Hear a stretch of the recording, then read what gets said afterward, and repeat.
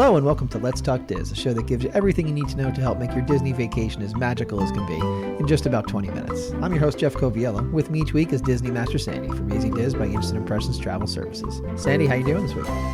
I'm doing great. It's hard to believe. Most of the holidays are behind us. New Year's is right in front of us. It's a good time. It is a good time. It is a very busy time for everybody that I'm sure is listening at home. Definitely busy for you and I, but it's a time of year that we like to take to go over some new things that are coming to the Disney properties and some things that are leaving, because certainly when you bring things in, you have to make some room. So tonight we're going to talk about what's coming and what's going in our annual Hello and Goodbye show. This is always such a mixed one for me. I'm somebody who doesn't do change, even when you know good things are coming. Thankfully, it's been a pretty limited goodbye year. We've brought in a lot of things. We've got a lot of good things to look ahead to, even some going into 2025. So let's get to it. All right. So let's start with the things that, I guess like returned to normal, right? Because we obviously have been battling this return to normalcy for a number of years. Give us the list of things that, we think really kind of returned. The last 6 months, we've really started to see that. And when we talk about our hellos of 2024, I'm pretty confident there's just a couple of things I know we're still missing, but by a month from now, we're going to thankfully look in the rearview mirror, and COVID is not going to be anything that impacts our park going experience anymore. This year, we've seen the return to the regular full holiday parties, the very Merry Christmas, the not so scary. We've seen the big gingerbread displays come back. We've seen the festivals, and we know that I think it should now be called Festival Park instead of Epcot. Having just about everything. I'm wondering if we've seen the last of some of the workshops. I hope Disney brings them back, but I think that may be the new normal. And we've seen the after hours parties coming back to the park. So lots of great things. And obviously the return to no masking and everybody on transportation that wants to be, and all kinds of great things. Well, and I know as we segue a little bit later on to the Hello in 2024, we're going to talk about a couple of things that are going to make me excited in that vein too. But before we do that, why don't we talk about some of the things that 2023 we said goodbye to? I think the toughest one for me is daily housekeeping. In value and moderate resorts. The travel specialist, imagine that daily housekeeping would be in the top of your list. That's shocking to me. Well, and it's shocking because probably I don't always let them in my room, but not having that opportunity is a little bit harder for me. Yeah, I get that. My mother, I could be away for a week with my mother and she will put the no housekeeping sign on the door. She doesn't like people in the room. I try to tidy up a little bit, and I like, even though I don't always do everything perfect at home, I like coming back and having the fresh towels and the made bed and all of that. But the good news is with the every other day, Disney's really seen a change in staffing.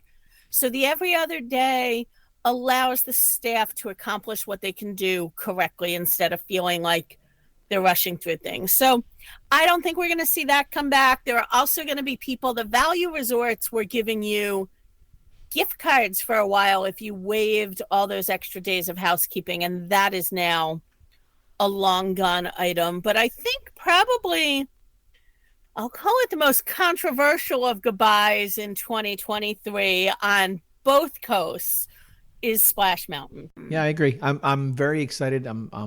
We had our kids ride it before it closed, so they will have that core memory in their brain.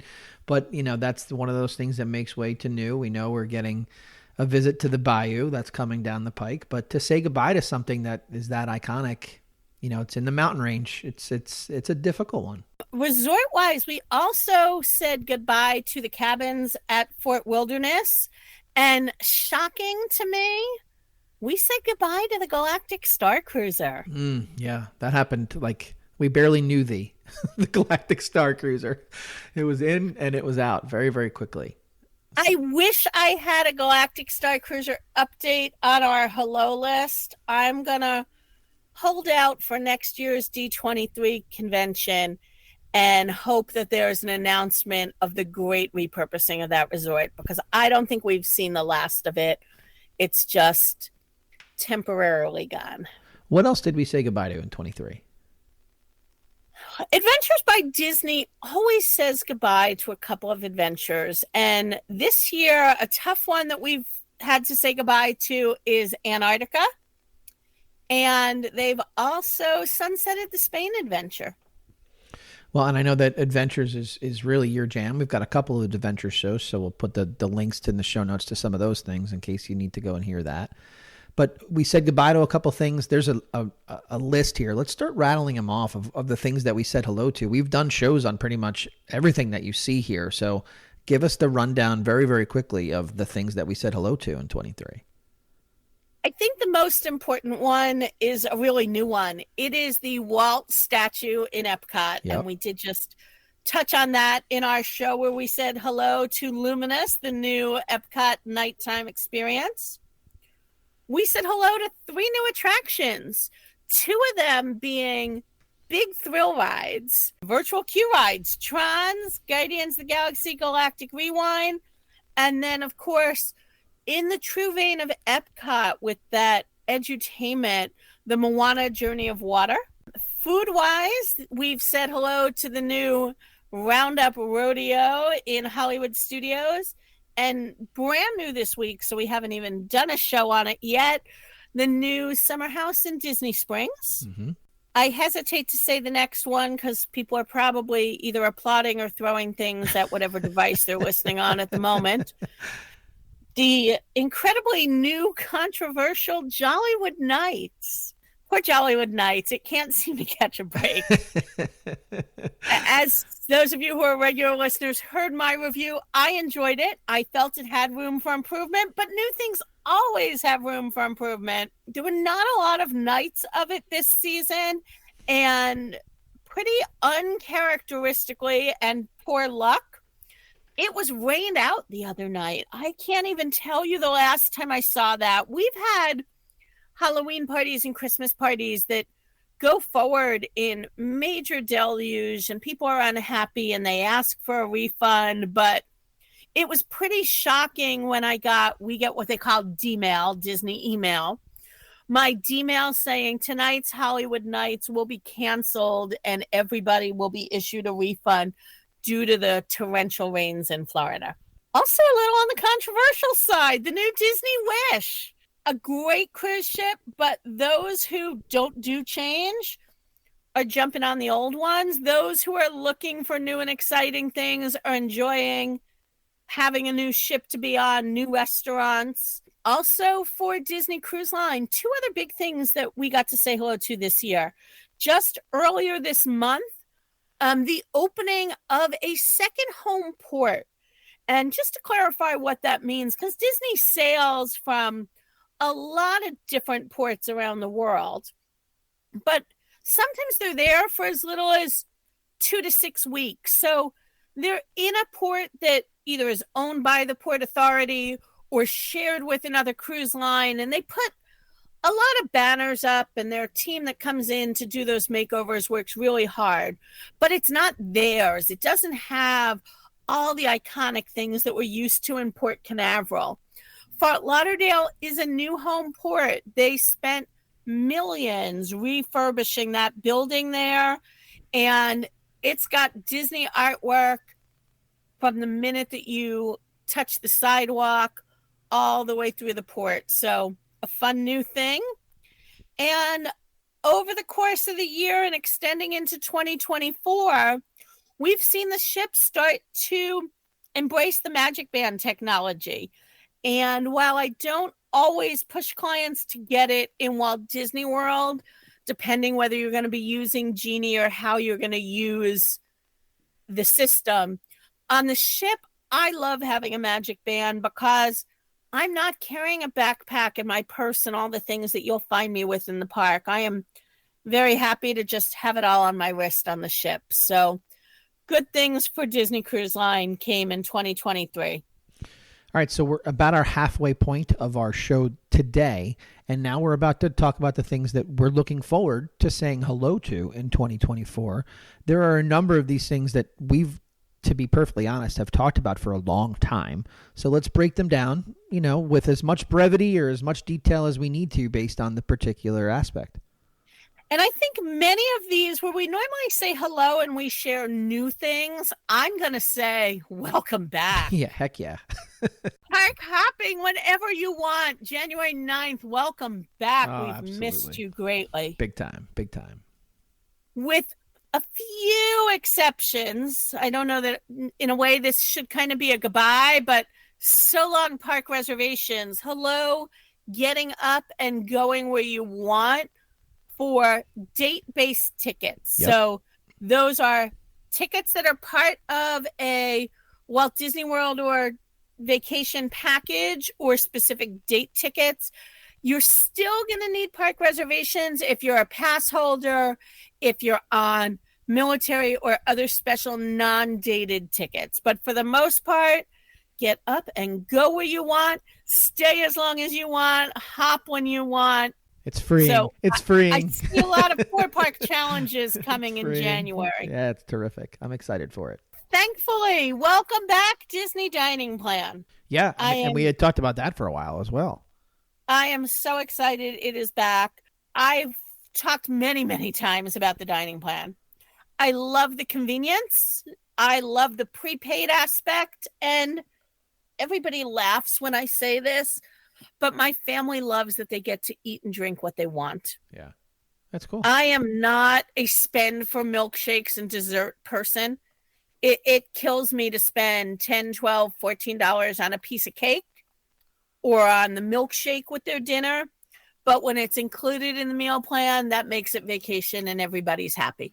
Well, and so those things that you've just mentioned, even though you said that it's kind of like a welcome back, it's really exciting to start 2024 with a lot of these things because, in my opinion, it does bring back eliminating some of that travel friction that we have talked about for years. That was a staple of Disney. It went away with a little bit of the pandemic and some changes in leadership. All these things returning, even though some of it has changed, it's not identically what we saw before. It does bring back a feeling of where we were kind of pre-pandemic. So looking forward to hopping, looking forward to dining plan, looking forward to the modifying of this, if not necessarily completely eliminating the park reservations for some of our listeners. Really, really great. I know there's some stuff with Genie to talk about too. Unfortunately, there's not a lot to talk about with Genie.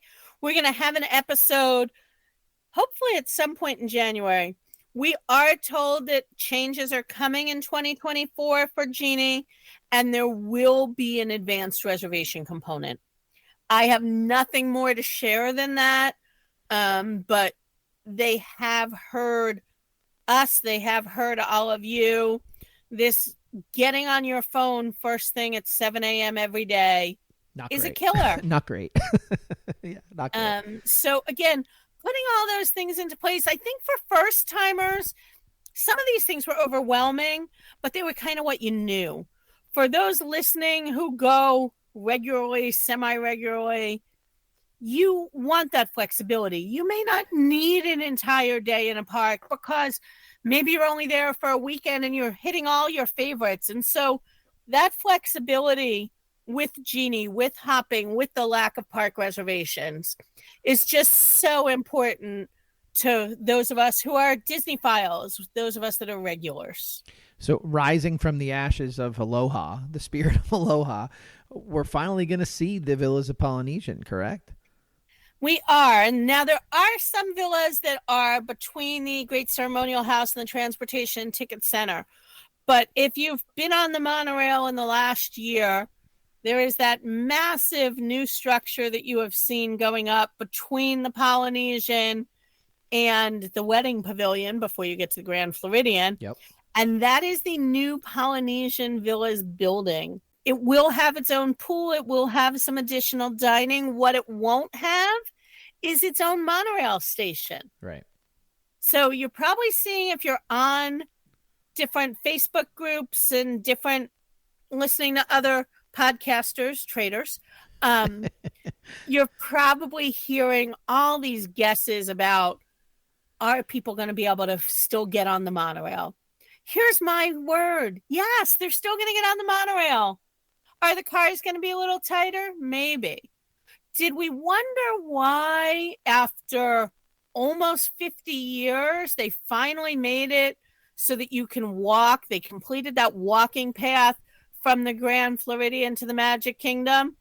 My money is on it was a preparation for the Polyvillas. Sure. It makes total sense. They knew it was coming. It's an easy walk. For somebody like Jeff, it may be your morning run trail. Who knows? Yeah. But don't fret over the monorail. It's still going to be just fine. So talking about construction, the one thing that everybody is looking to have an answer on is, when is the construction in Epcot going to be done? Are we seeing that in 2024, or is that just hopeful, wishful thinking? You know, I'm going to give our listeners a little peek behind our curtain.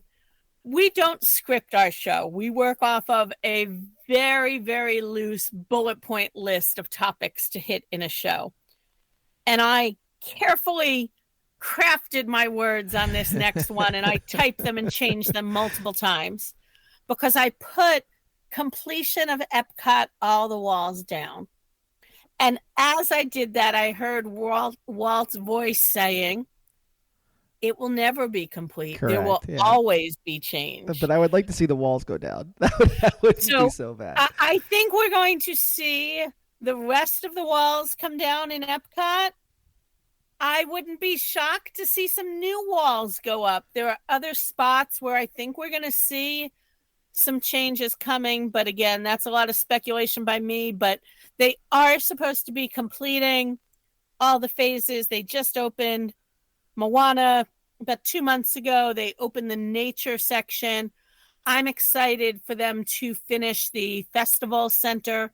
We know I love a good festival there. Yeah. And so I'm hoping maybe that festival center means that we'll see seminars back. But again, I'm not holding out hope. But yes, we will see some walls gone in Epcot finally, so that we can crisscross the front of the park the way that we always did, instead of having to literally hike around the world to get from Test Track to Soaring. Yeah, it's amazing the things that you miss.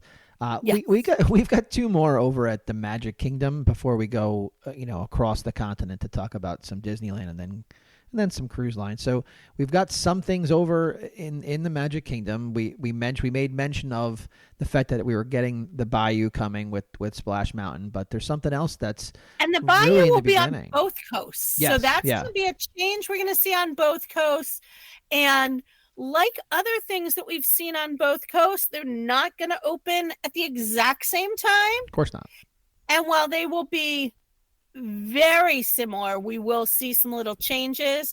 We've seen a sneak peek also at Tiana's outfit for her new Bayou Adventure. She kind of threw me. She's not in her little rags to riches outfit. She's not in her big dress. She, looks like she's ready to go out exploring the Bayou or on an African safari. But again, we'll see that on both coasts. The thing that we're going to see the soonest in 2024 is an upgrade to the Country Bears. Mm-hmm. So we'll look forward to that, and no official date on it as well, but we're going to see some changes over by Pirates, and we're going to get a new dining experience there. Big Al's ready. I'm looking forward to it. Let's go across the continent over to Disneyland. Not a lot of big changes that we've heard of. They just finished a lot of big things. This year they opened the villas. They opened their new Mickey and Minnie's Runaway Railway. They've got a lot of change going on. They do still call it in Downtown Disney. But their big thing that's going to change in January, and I don't remember this happening often in Disney history, they have rethemed a hotel, which we know happens often. But with that retheming, they are officially renaming it. So early in 2024, Disney's Paradise Pier Resort will no longer exist, and it will now be Disney's Pixar Place. And I'll be out there at the beginning of February to bring you coverage on it. I've seen a sneak peek of the rooms, and I can't wait. Very fun. All right, Disney Cruise Line. We got a couple things before we close out.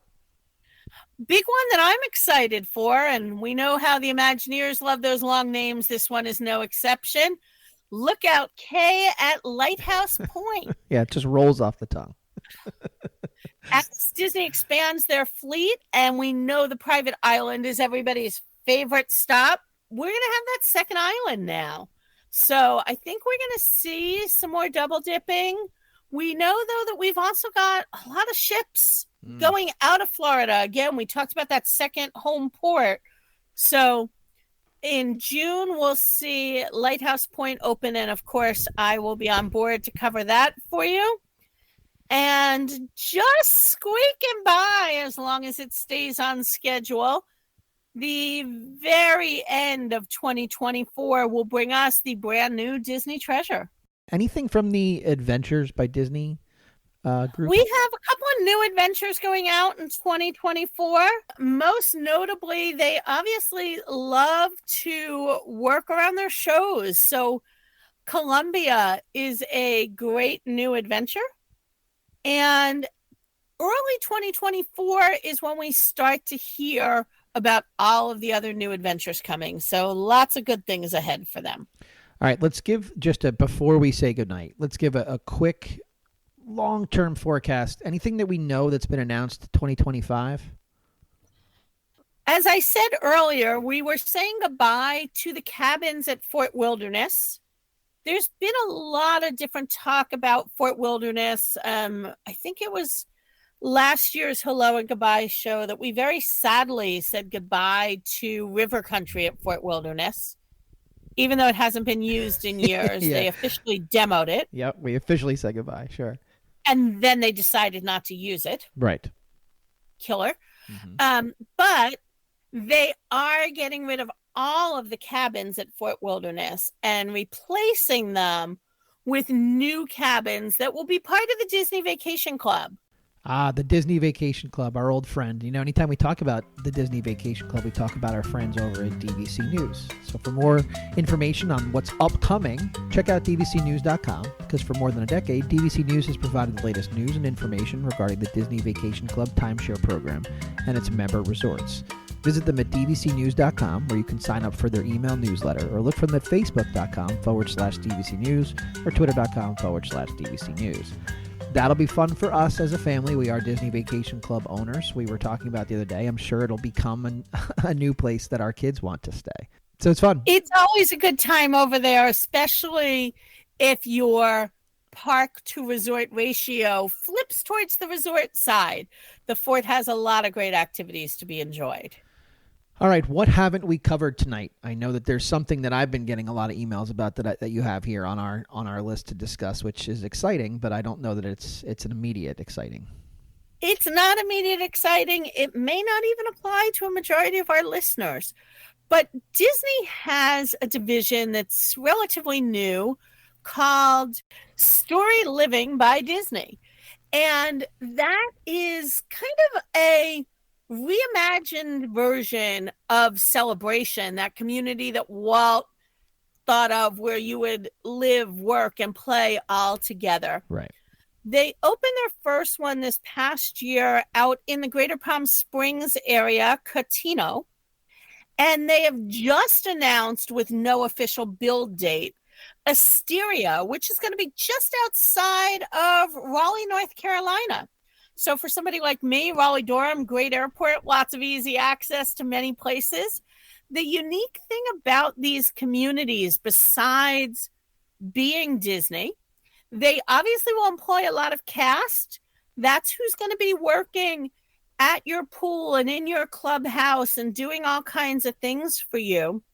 But I think what these communities show is kind of the evolution of a Disney fan, because both communities are 55 and up, unlike Celebration, which is open housing to anybody.